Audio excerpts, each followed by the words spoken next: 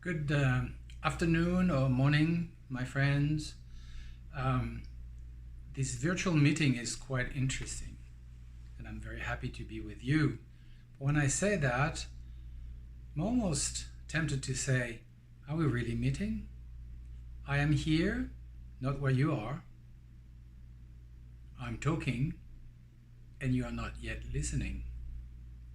When you will be listening, I will not be talking, and wherever you will be, I will not be. But still we meet. So it's magic. And it's also a very good illustration of what our reality is. It's a construction. It's little things coming together in our shared experience, giving the impression of a reality that has some sort of existence when actually it is more like a dream. So once we know that, we are free. We are free from the attachment to how things are, how things should be, which is a source of a lot of tension and suffering eventually. So let's open up this discovery of two of my teachers' poetry, songs of realization, that I wanted to share with you.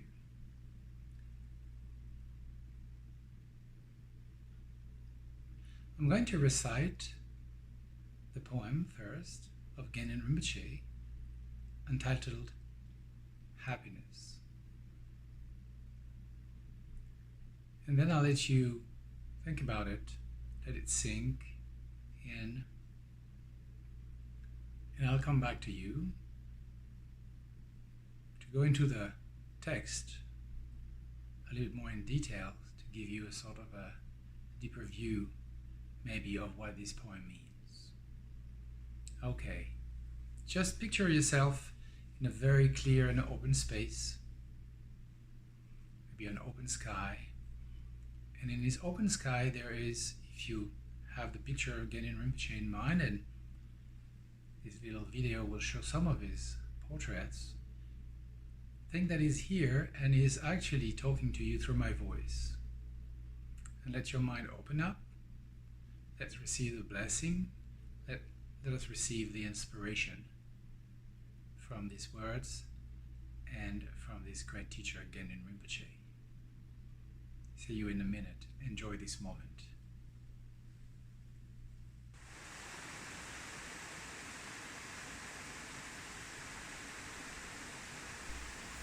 Happiness. Happiness cannot be found through great effort and will, but is already there, perfect and complete, in relaxation and letting go. Do not worry, there's nothing to do. Whatever appears in mind has no importance, since it has no reality.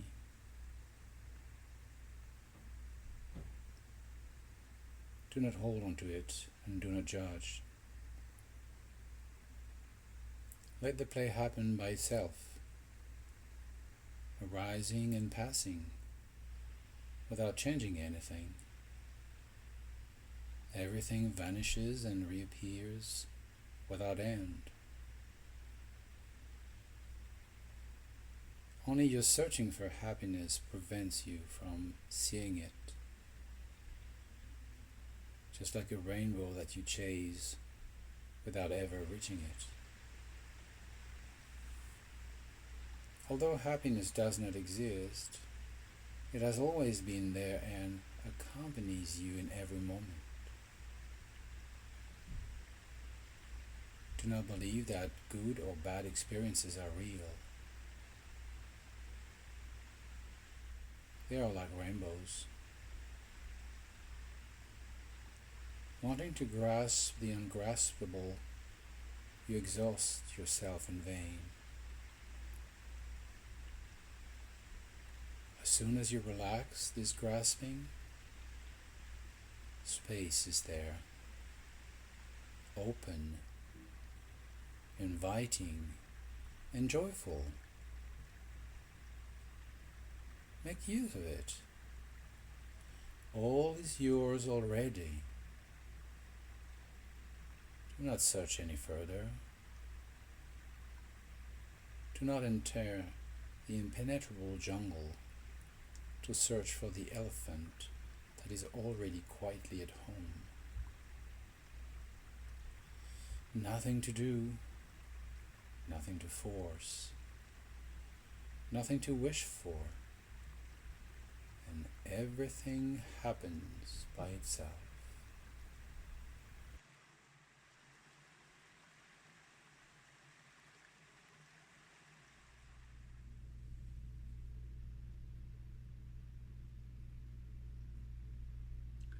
Welcome back.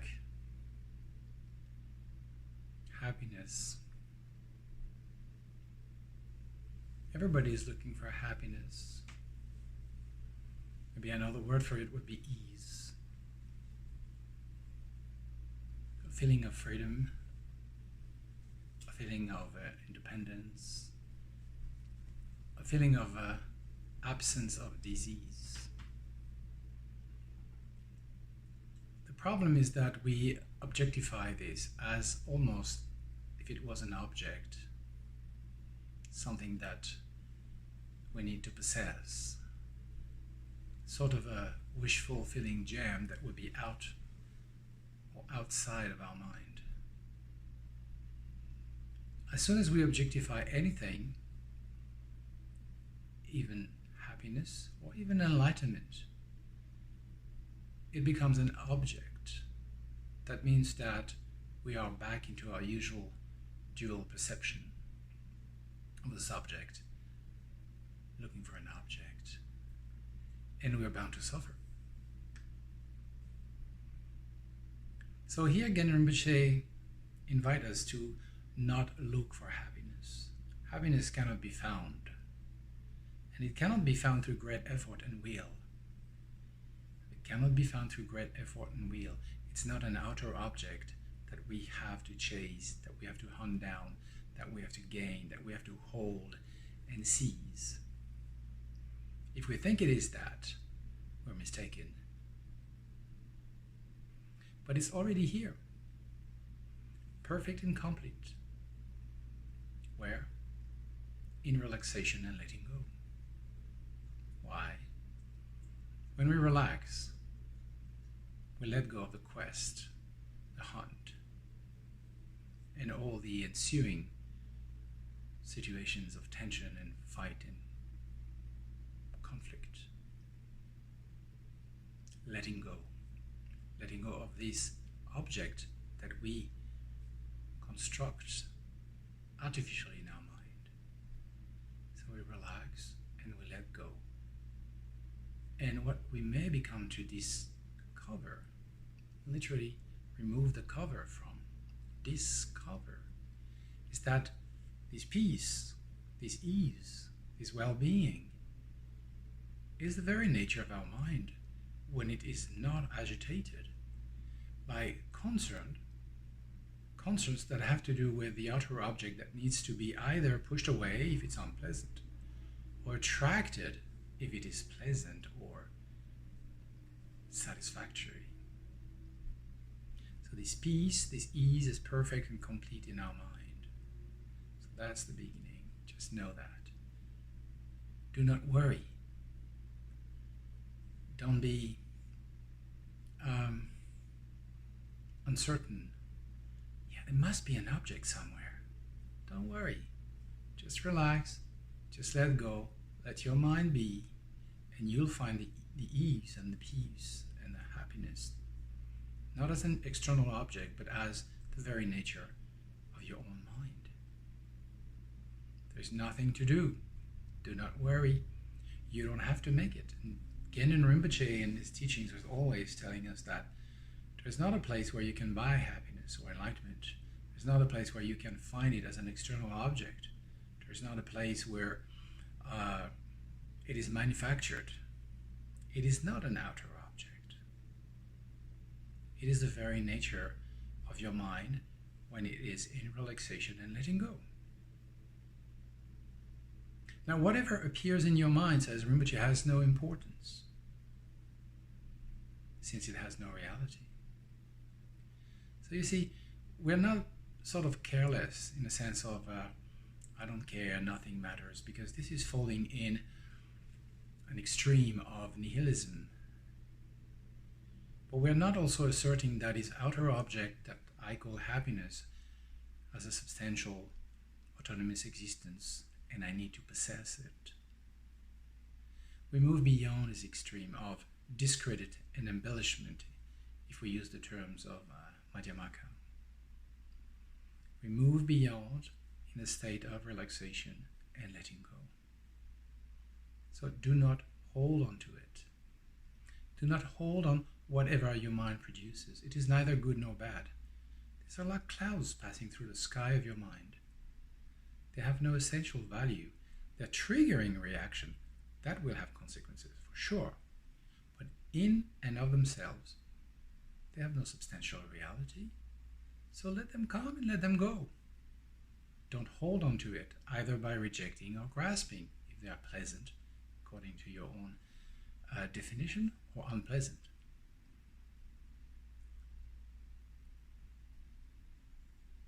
All of these thoughts, all of these mental events, are merely the natural play of mind, which is the result of causes and conditions that appears in our mind as an outer experience, or at least it seems to be like this, but it truly doesn't have any substantial reality.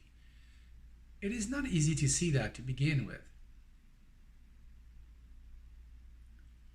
But when you abide in relaxation and letting go,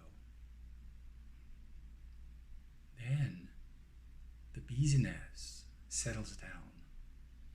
The dust of agitation and mental conceptions settle down. And then you begin to see through that. And then you begin to see that, yes, it appears, but it's empty of any substantial existence. It comes through causes and conditions. But because it comes through causes and conditions, this is the very reason why it doesn't have any substantial reality. Let the play happen by itself, arising and passing, without changing anything. Everything vanishes and reappears without end. This is truly the attitude of mind we should have when we practice calm abiding or shamatha. We simply sit. We notice the movement of thoughts. We're not afraid of the movement. We notice the absence of thoughts and the peace. We are not attached to this movement. Whatever comes is welcome. You notice it. And it disappears, for it is impermanent. Only your searching for happiness prevents you from seeing it. Only your searching for happiness prevents you from seeing it. As long as we keep thinking of happiness as an external object, we can't see, we can't experience the true happy state of mind that abides in relaxation and letting go. Let go of that external quest. Come back home. Sit and observe. Do not hold. Do not judge. It's a good experience, it's a bad experience, and so on and so forth. Only your searching for happiness prevents you from seeing it, just like a rainbow that you chase without ever reaching it. Endlessly looking for this object that cannot be found. Back to the beginning of the poem, happiness cannot be found.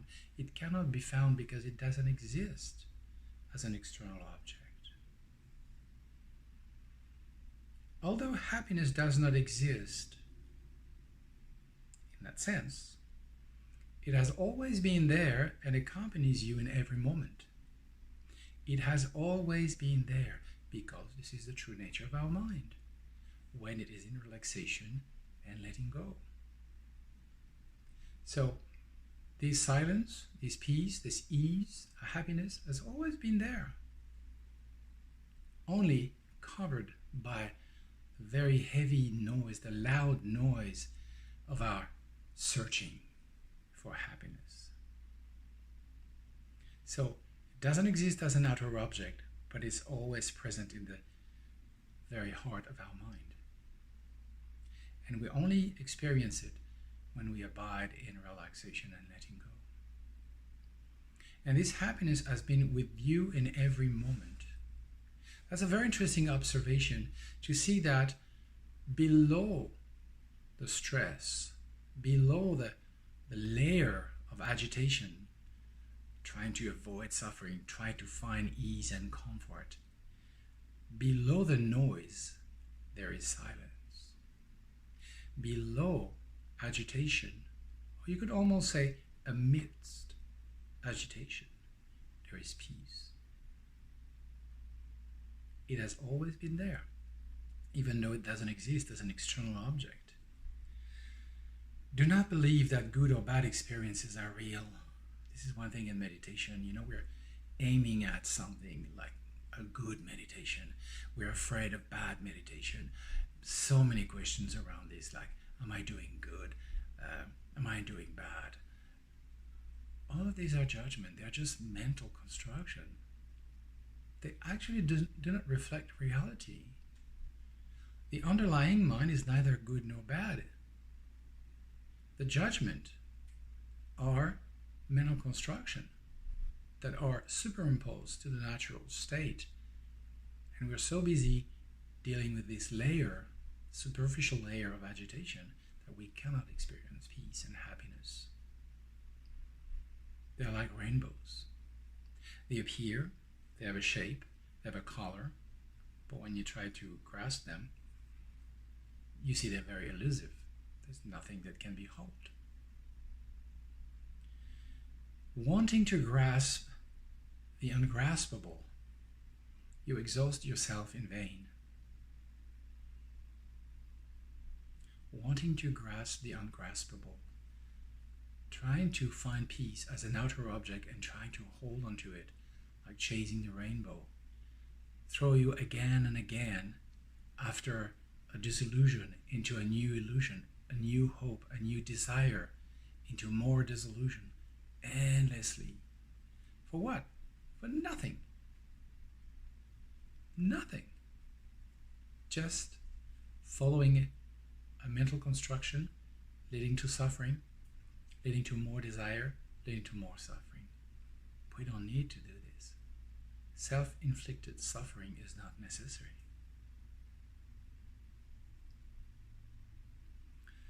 As soon as you relax this grasping, space is here. Then you can explore space, and then you find that it's open, inviting, and joyful. Space is not just a cold vacuum. Space is also the matrix through which all manifestation can arise. The playground of all phenomena would be another name for it, the Dharma Dhatu. The playground of all phenomena, the dynamic space, that's the quality of space, the dynamic space that allows all manifestation to arise through causes and conditions. Make use of it. It's not about nullifying, it's about recognizing the true nature of mind to be spacious and dynamic, and make a good use of it. You can let the mind follow the habitual tendency and create, in this dynamic space, more suffering and more complication. Or you can decide that enough is enough. And you can use this to create a dynamic of virtue, of joy, of lightness, through path of aspiration, wishes, cultivating, gathering the provision of wisdom and merit. This is possible. Make good use of it. Once that you've recognized this nature of the mind being open, inviting, and joyful, make a good use of it. Enjoy it. All is yours already. Nothing has to be added to that. It's all in there. It's all perfect. You just need to cultivate the vision of it. Become acquainted, familiar, feel at home in this space, inviting and joyful. And this is only possible when you are abiding in relaxation and letting go.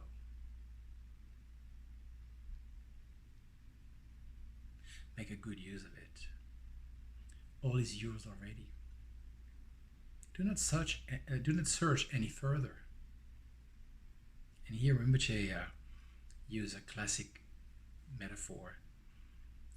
Do not enter the impenetrable jungle to search for the elephant that is already quietly at home. Don't go out there looking for the elephant. The elephant is the stable mind, the quiet and happy mind. You know, when you study the 9 stages of Shamarpa, it is often depicted as a monk or meditator that's running after an elephant who is running wild, with a monkey who is running wild, and then finally the meditator is riding the elephant who has been transformed in a process through the 9 stages of Shamarpa. If you want to know what the 9 stages of Shamarpa are, you can read in Rinpoche's book Boundless Wisdom, a great description about it. So the mind, the elephant in mind, like an elephant, is steady and strong and stable, it's unshaken. If you want to find this elephant, look at your mind, don't look in the jungle. Jungle is the profusion of thoughts and concepts and ideas, very thick jungle, no path through this. Don't go there. That's not where the elephant is. Elephant is mind.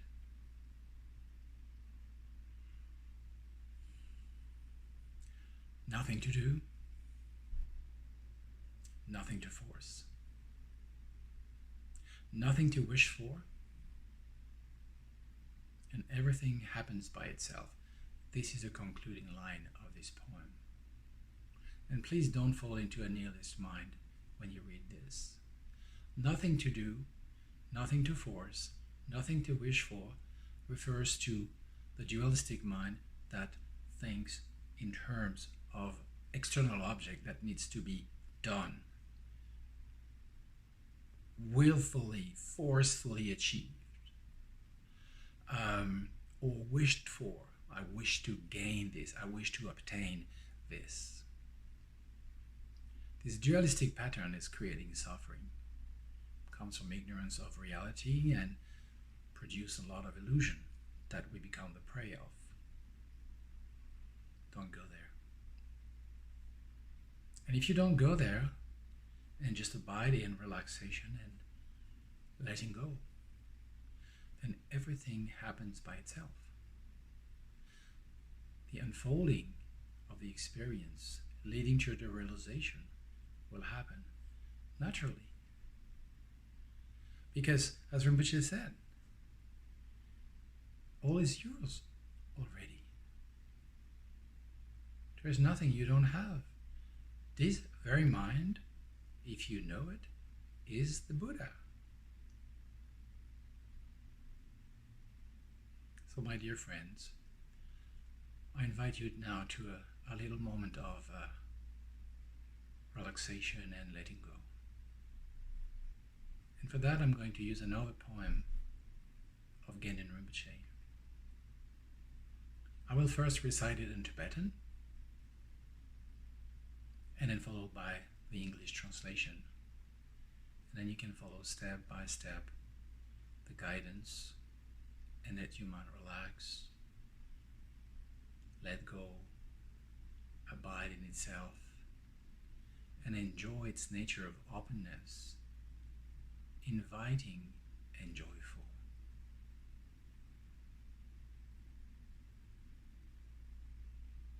Enjoy this moment of meditation, will you? Ranjisemde Ramaldo Machupe Ngandu Sho Deying on ne nam tak jua de tong. Dey teng do rangma lu sho.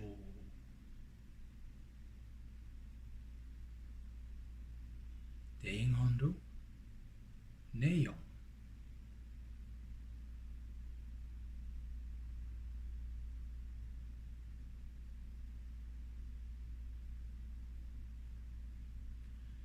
Nepala Shemba Mepa. Yua Dopa Mepa. Ne yu Nila Chemepa.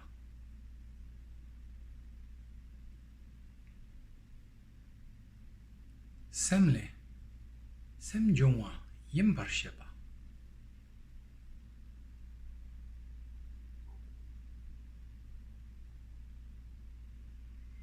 Deying on do Shemba Mepa, Dimba Mepa, Rangshin, Rangma Lusho.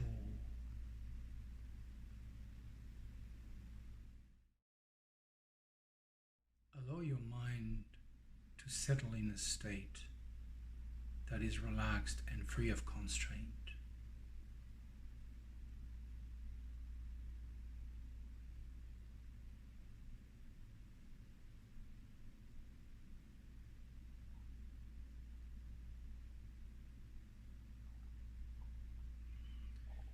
In this state,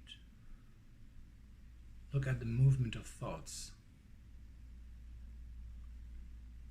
and rest in this relaxed.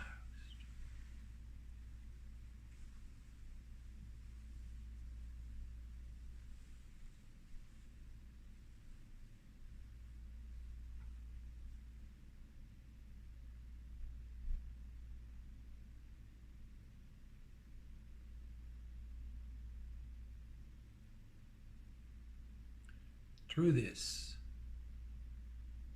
stability will come.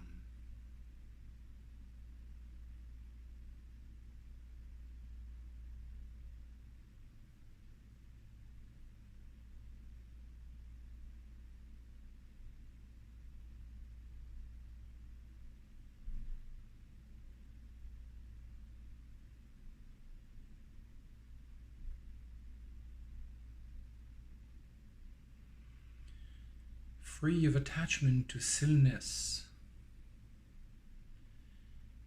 and without fear of moving thoughts. Be aware that there is no difference between stillness and movement.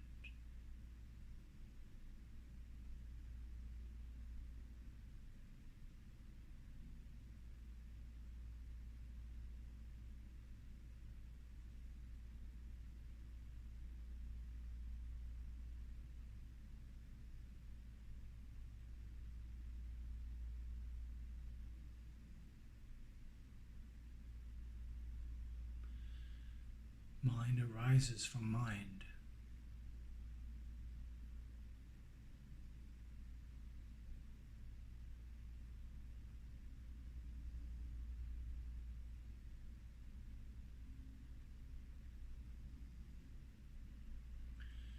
Remain in this state, just as it is.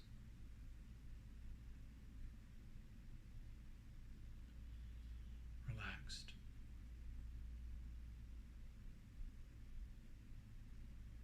Without grasping,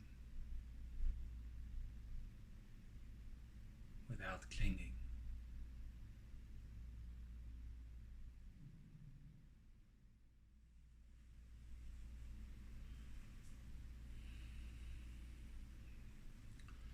Welcome back. After these very deep instructions of Gendun Rinpoche, I wanted to share with you some instructions from the second Shamarpa, Khachö Wangpo. Khachö Wangpo was living in some difficult times, and he had to move from one place to another. And while he was staying in central Tibet, in a place called Nenong in the Tsoko Valley, in a retreat place.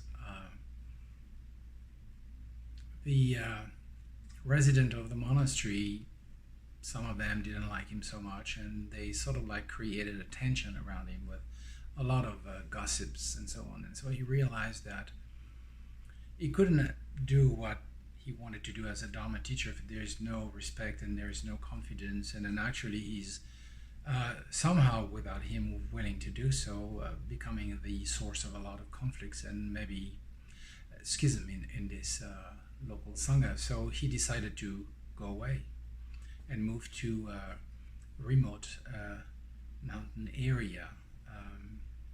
But he left with a gift, a farewell gift. He left the monastery with a song, which I found was very interesting, because the title of the song is the Eightfold Bodhi Path. And Eightfold Bodhi Path, in the mind of Shamar Khachö Wangpo, is a way to bring light on a very important teaching of the Buddha, well, actually, where all the teachings of the Buddha are contained, which is the Eightfold Noble Path. So I'm going to recite to you in Tibetan and in English this text.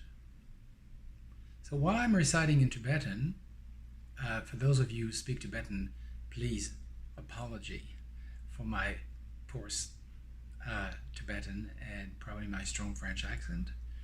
And for those of you who don't understand Tibetan, just as we did before, just picture yourself in a very open space, wherever you like it, to see it, like in a clearing in the middle of a large forest, or by the sea, by the ocean, or way up on top of a mountain.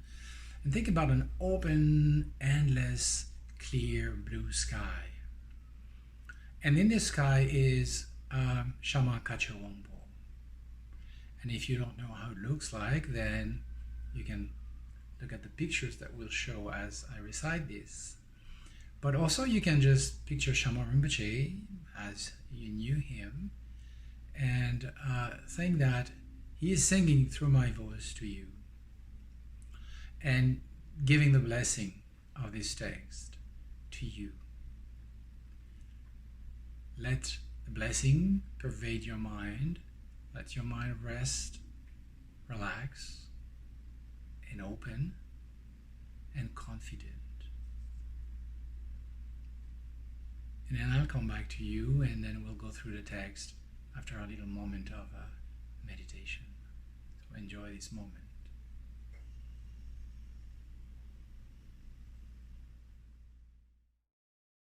Namo Tarambe Ngeri Tunbe Me Nim Palye She Me Tom Pompe Mingne Me Kyunjal La Me Nongwe Me Mi Pampa La Yi Tape Mingne Drima Me Da Ki Loya Me Kala Che Pama Jepe Mingni Tsendimpa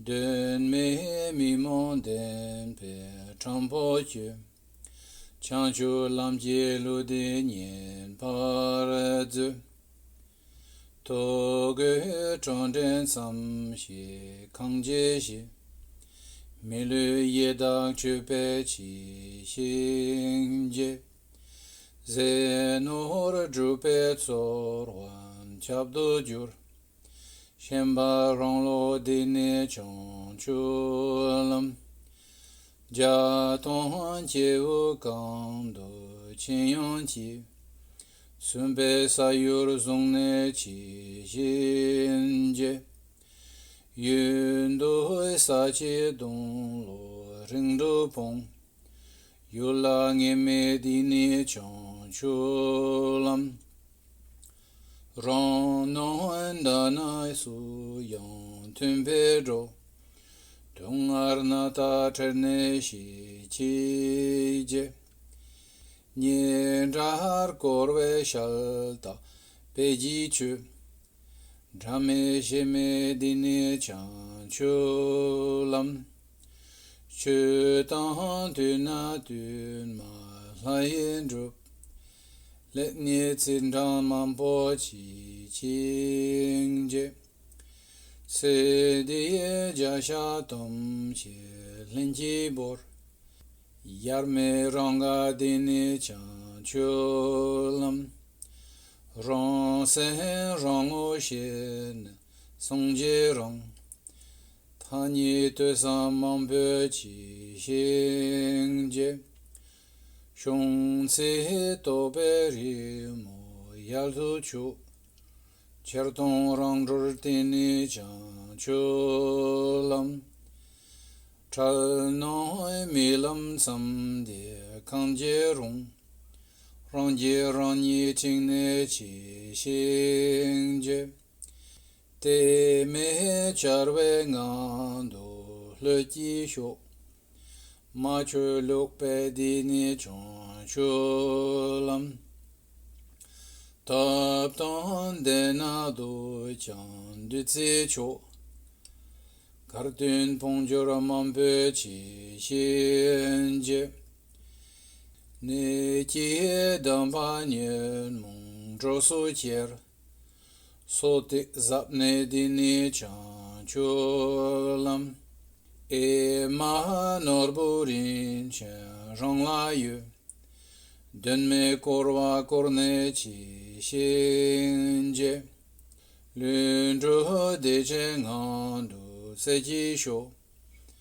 Ge de be me zhub chi chon chulam Chan chulam je chen zhu Chirwe lu Ngun ra jemba chowe korwe tsik To rang tun sam seng we ron mo long Dun shin chodam chira chom po nam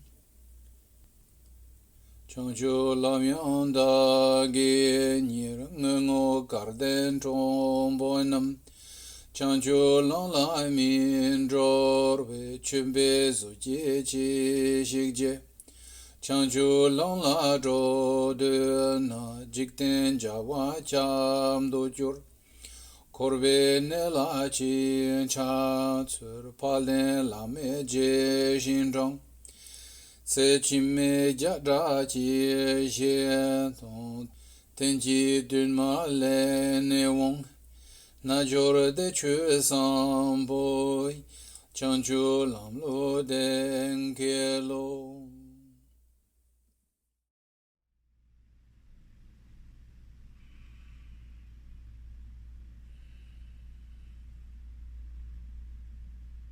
Are you inspired?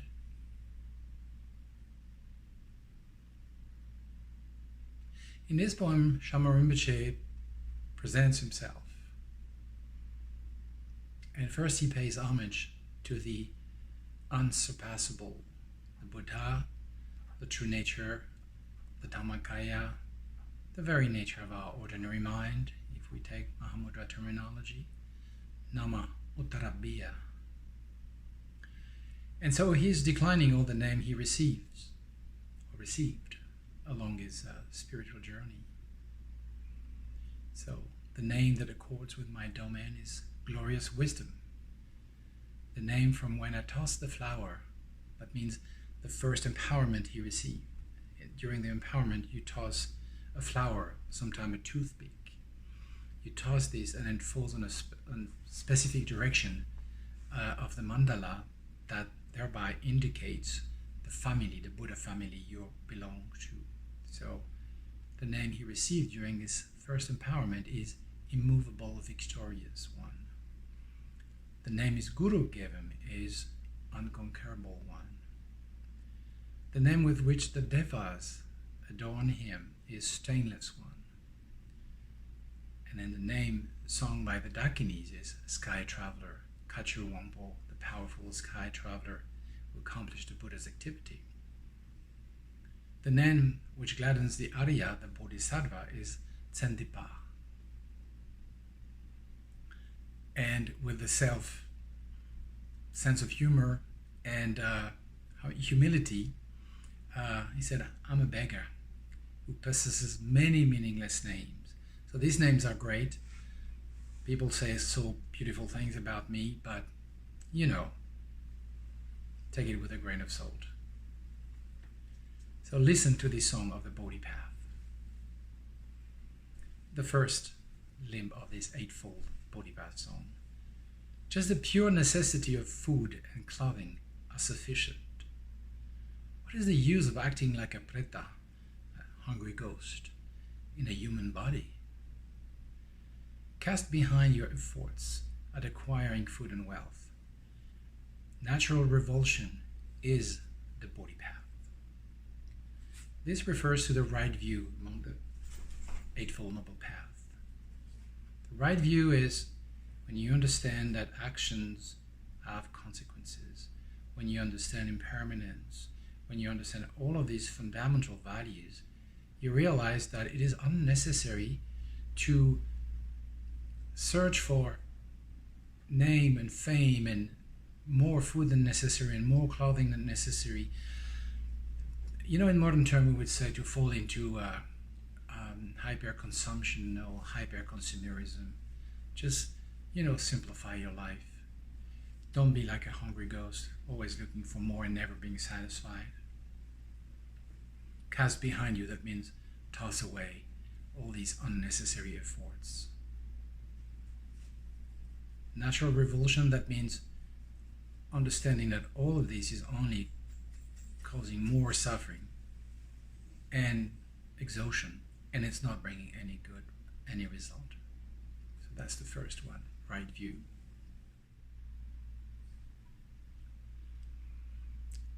The second part of this Eightfold Bodhi Path is connected with the second section of the Eightfold Noble Path, which is right intention. The renunciant is happy wherever he/she goes. What is the use of clinging to property disputes? Leave far behind the inclination to stay in one place for a long time.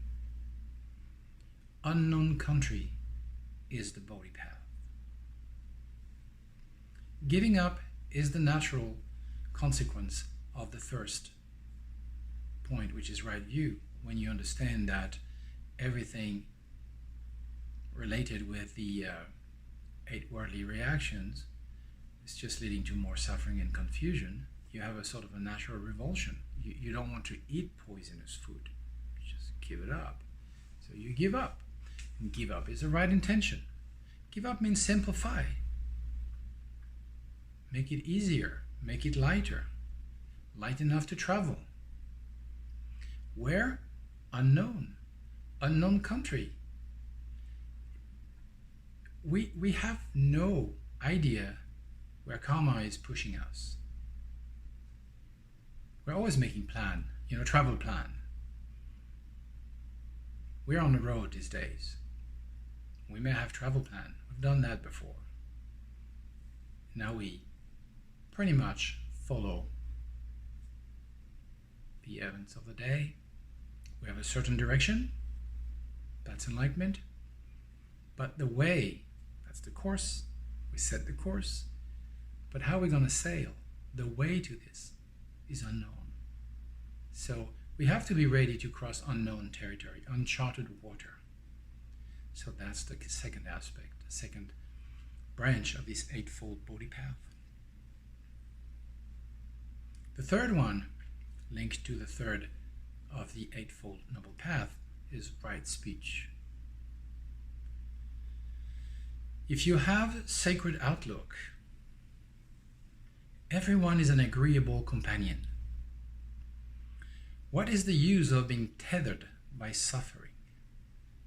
Cut off completely the ties of relatives, samsara. Without enemies or friend is the Bodhi Path. if you have sacred outlook. Sacred outlook here in this context can be understood as a tantric perception of reality where all phenomena, being the play of mind, are by essence pure, and pure and impure are only mental construction that do not apply to the reality. But you can see it from a Mahayana perspective, where you understand that you're surrounded by friends. I define them as tender friends and rough friends. The tender friends teach us about love, give us love. And the rough friends, they give us the situations, the opportunity to apply what we have learned from tender friends. So in both cases, we learn. We learn how to love with tender friends, and we put to the test our understanding so that it becomes a realization with the rough friends. Our realization is forged in the fire of trials. So if we have only friends, everyone is an agreeable companion. We can be with anybody. That's okay. We don't have to select. Therefore, we don't have to select friends versus enemies. Shantideva in the Bodhicharya Avatara speaks at length of how unreliable our friends and enemies. They are just concepts. They change according to the situation, the mood of our own mind. So there's no friend or enemies in the absolute sense, only what we make of the situation.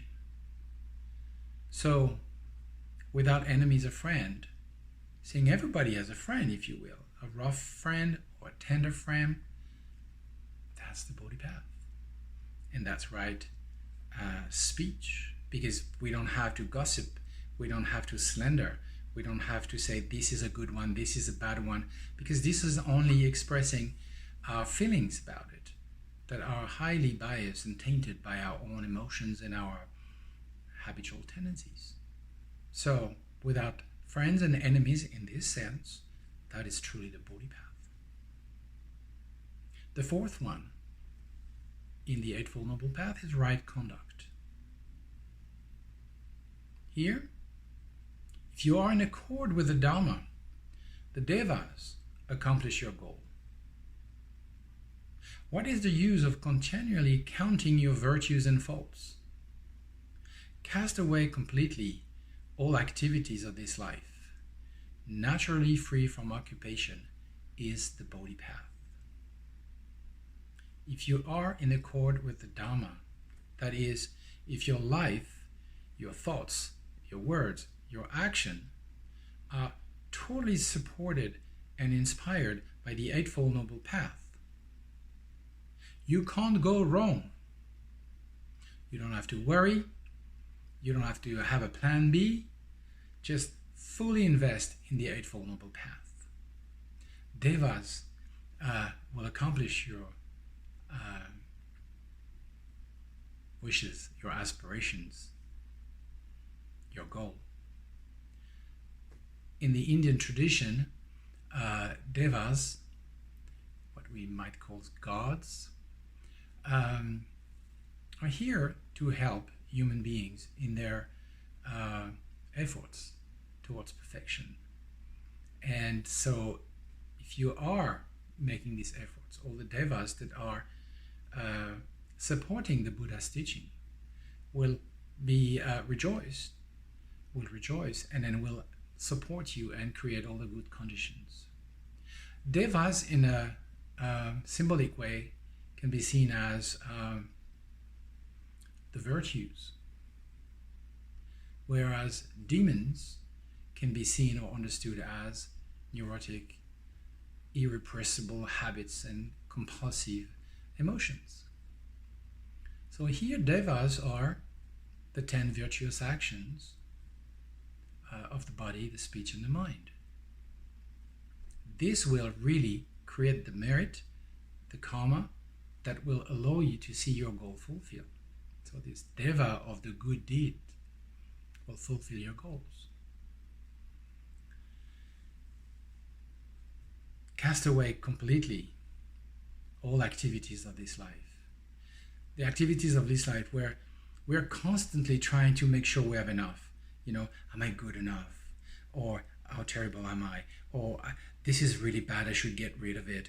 There's sort of obsession of getting rid of something, but in a way that is not truly in accord with the Dharma. It's like we're trying to cut a deal. If I do a little bit of this, can I have a sort of an A+? Or if I please you in this way, can I avoid the consequences of my action? We try to cut a deal. And here Shamar Khachö Wangpo is telling us, you don't have to do that.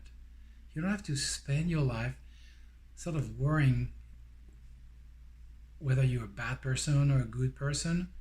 Just follow the Dharma, the Eightfold Noble Path, in terms here more precisely of right conduct, the 10 white deeds of body, speech, and mind.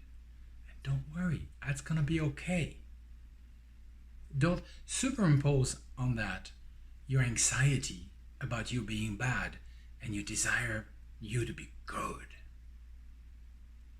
Just relax that. Just do what you have to do. Do it to the best of your capacity. That's good enough.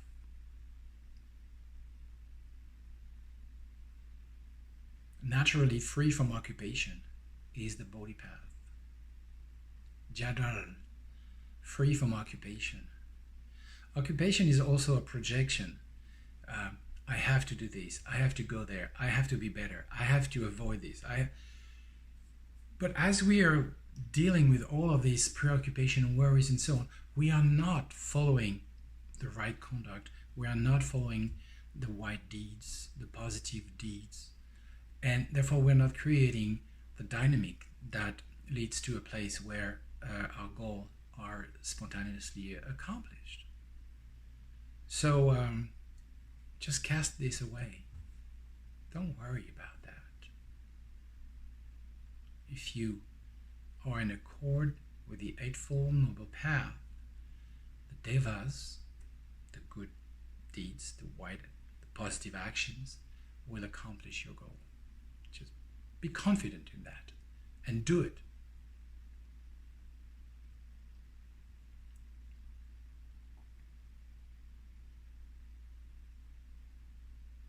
The next one is in the Eightfold Noble Path list, right livelihood.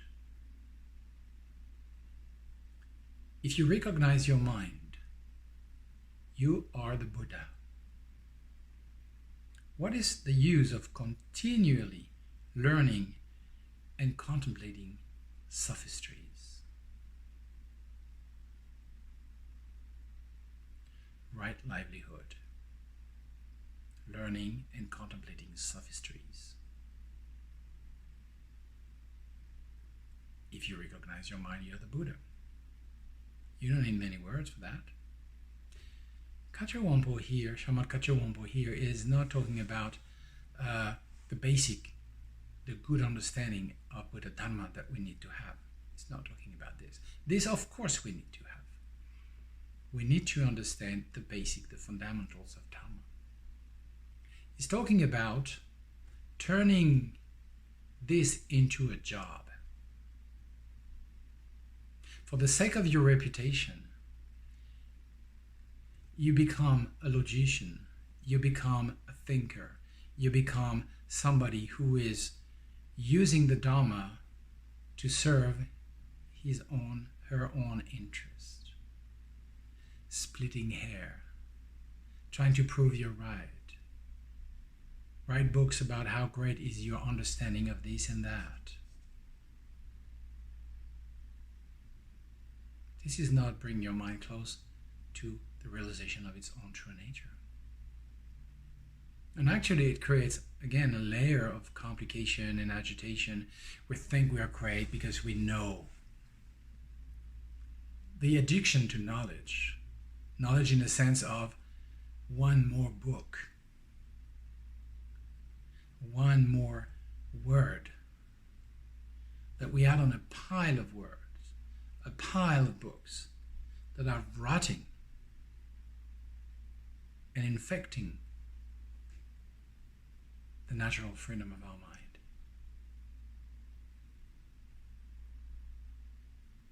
We don't need this. Know the basics very well inside out. Once you know it, put it into practice. Put it into practice, put it into practice, put it into practice until you know your own mind. Once you know your mind, you are Buddha. Because this mind of yours is Buddha.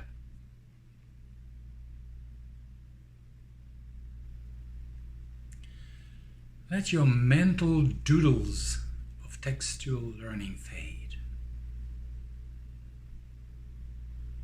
Direct vision of self-liberation is the Bodhi Path.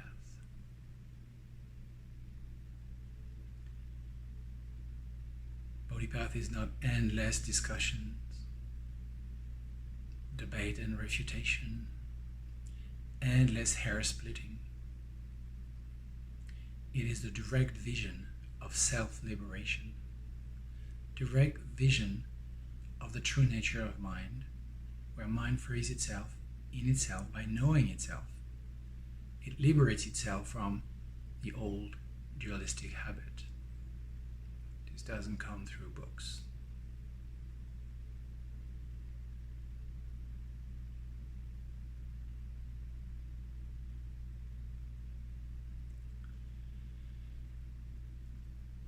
The next one is, in relation to the Eightfold Noble Path, right effort. Whatever you do is merely a temporary dream. What is the use of continually binding yourself? Rest loosely in the simplicity of non-reference point. Being natural and loose is the Bodhi Path. Right effort is based on the understanding, the right understanding, that all phenomena are just like a dream experience. They come and disappear through causes and conditions, so they're temporary. So why should we constantly bind ourselves to these phenomena by attachment and grasping or rejecting? Why would you need to do that? Just relax it. Rest loosely. Loosely means without too much effort. Well, concentration becomes an effort, attention, a will that sort of like distract and covers the natural clarity of mind. Rest loosely in the simplicity. Simplicity is one of the stages of Mahamudra. Trudra in Tibetan. Simplicity means you stop buying the dualist opposition of subject-object. You see it, that it arises and appears, but not my monkey, not my circus. You don't even have to fight it or push it away. You just see it arising and falling. So like, you know what? It's just a temporary dream. I don't have to do anything about it. Just let it be. Just notice it. So you rest loosely in the simplicity of non-duality. By the way, that's the practice of Vipassana. Non-reference point. That you're not aiming at something. It's like if you're gazing at the sky. As Tilopa said, if you look at the sky for a long time, the looking will cease. The habit of looking for an object will stop as you look at the essence of emptiness of mind in a very relaxed and loosely, that means without constraint, observation.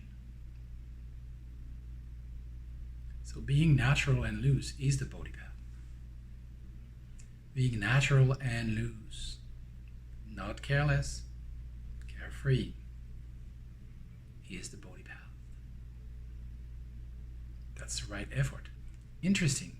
The right effort is being natural and loose. Work on that. Not.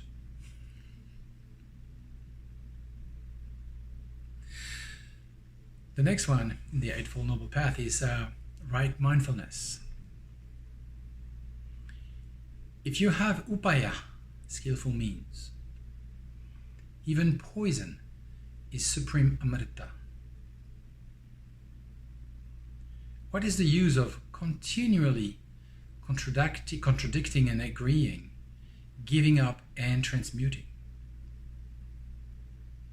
If you have upaya, if you have the skillful means, if you have the pith instructions that help you to understand the true nature of your mind, the true nature of reality, there is no poison that is klesha, because you understand that they're just a movement of mind. You see the essence of it. It's a liberation of klesha by seeing the essence of it, its essence of emptiness. So then the poison is not a poison anymore, it's an amrita. Amrita means free from death.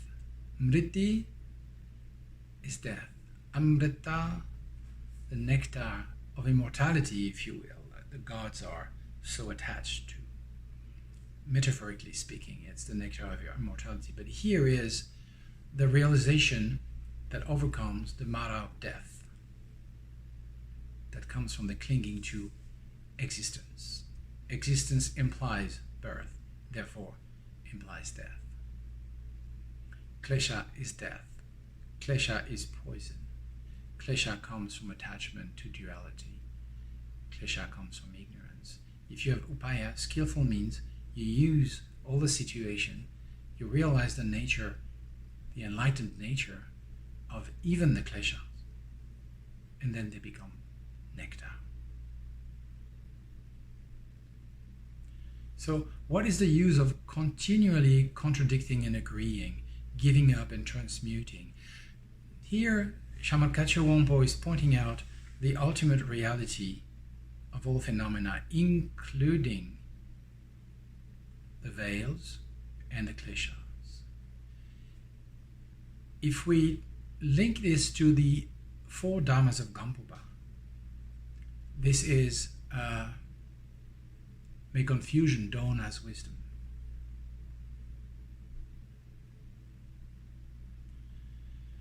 The pith instructions, the key instruction, pointing out the true nature of reality when we are sort of like coming close to it. The Guru is pointing out the true nature of reality.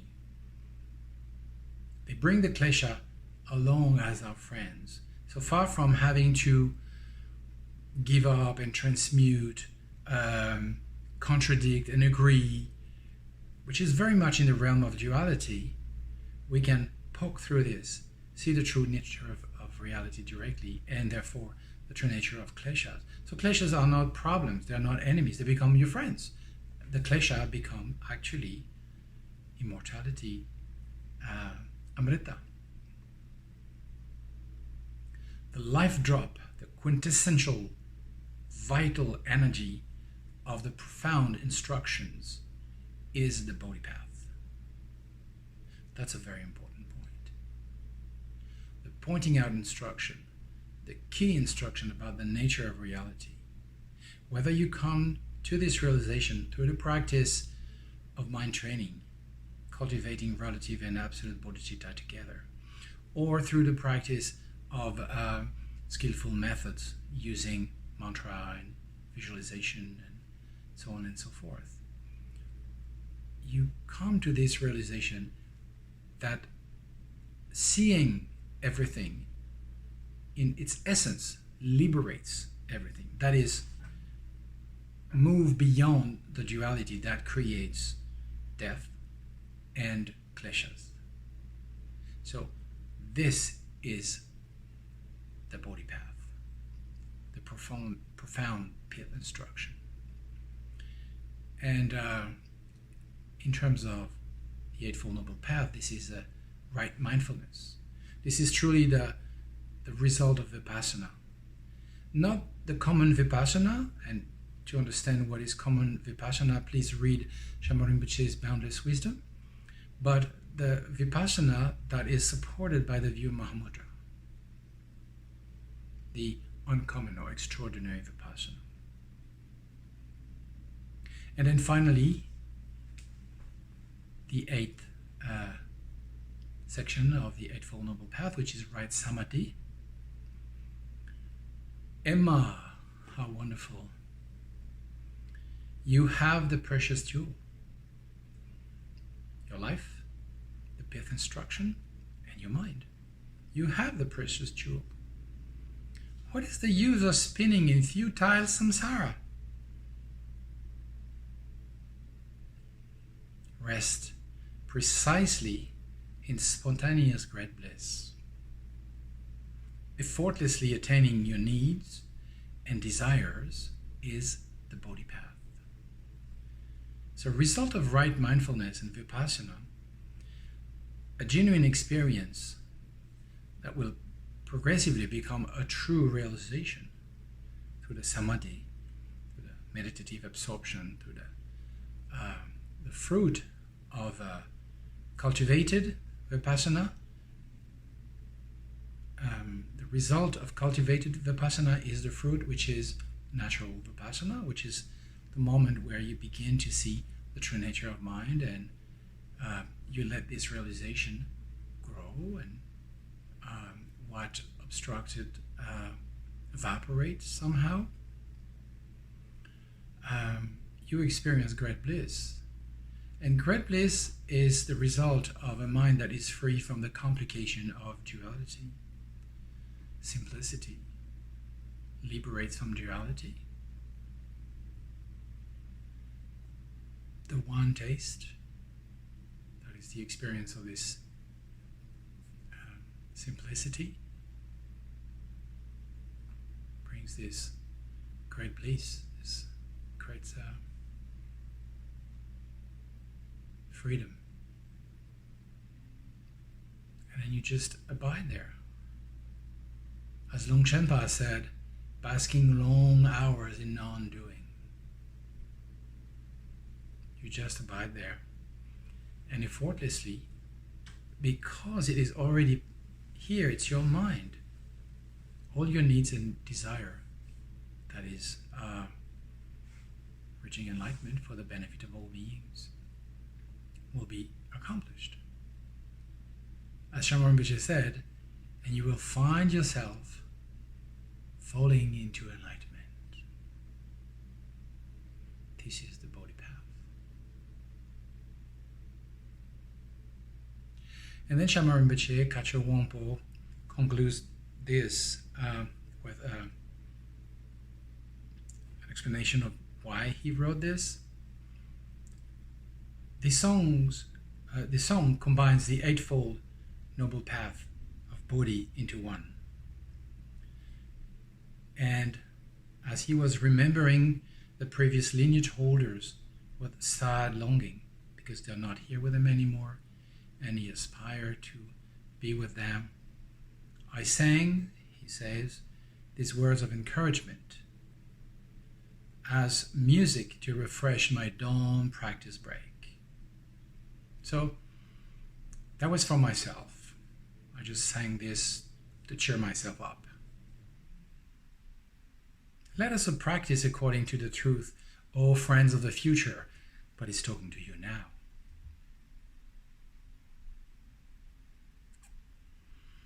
Even I myself have obtained the Bodhi Path.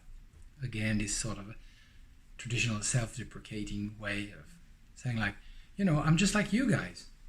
Even myself, I had to do this. And I've obtained it. It's possible. It's possible because myself, my humble self, I've obtained the Bodhi Path. So you definitely can do it.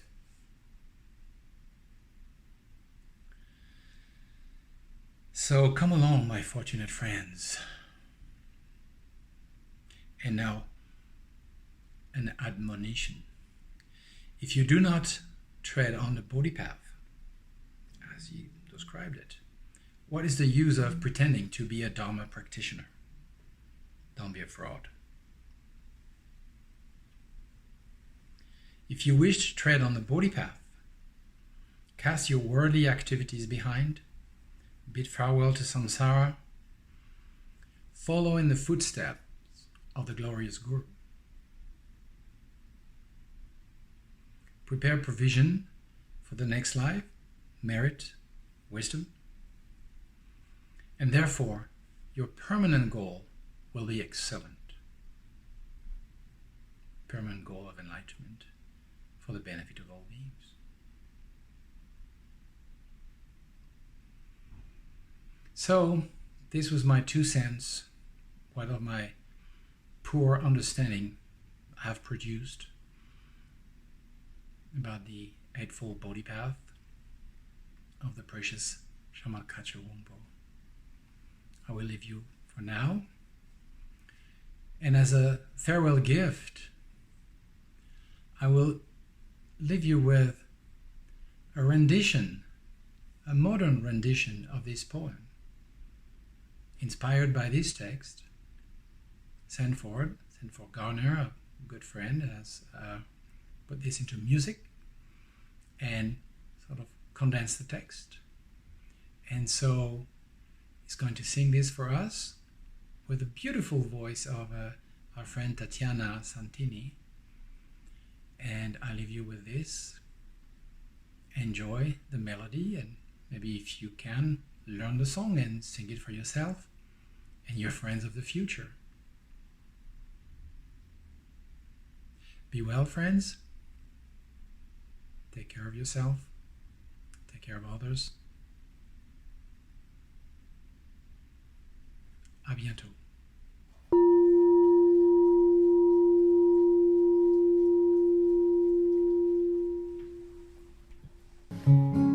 Namo Taribaya,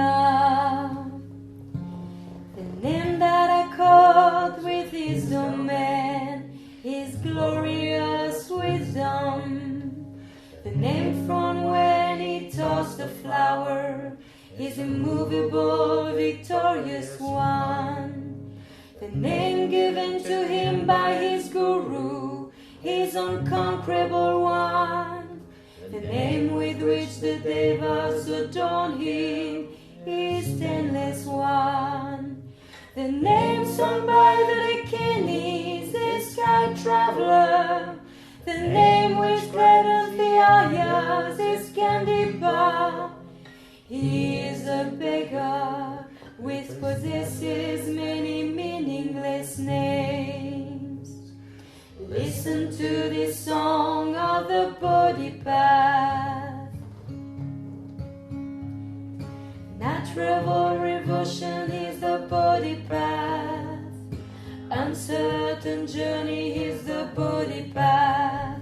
Without enemies or friends is the Bodhi Path. Naturally free from occupation, here's the Bodhi Path. Direct visions of self-liberation, here's the Bodhi Path. Being natural and loose is the Bodhi Path. The life drop of the prophet pith is the Bodhi Path.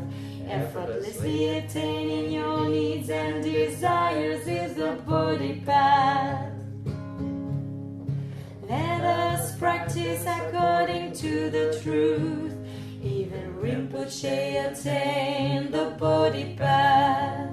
So come along, his fortunate friends, following the footsteps of the glorious Gurus.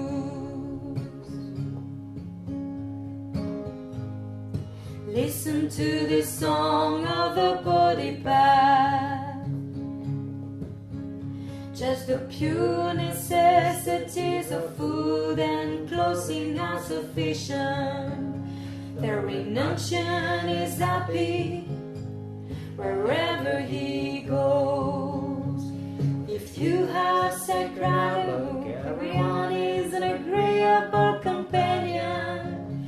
If you are in accord with with the Dharma, they first accomplish your goal.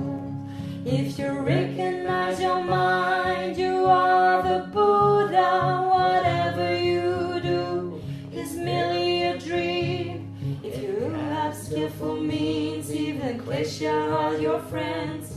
In mind, you have the precious jewel.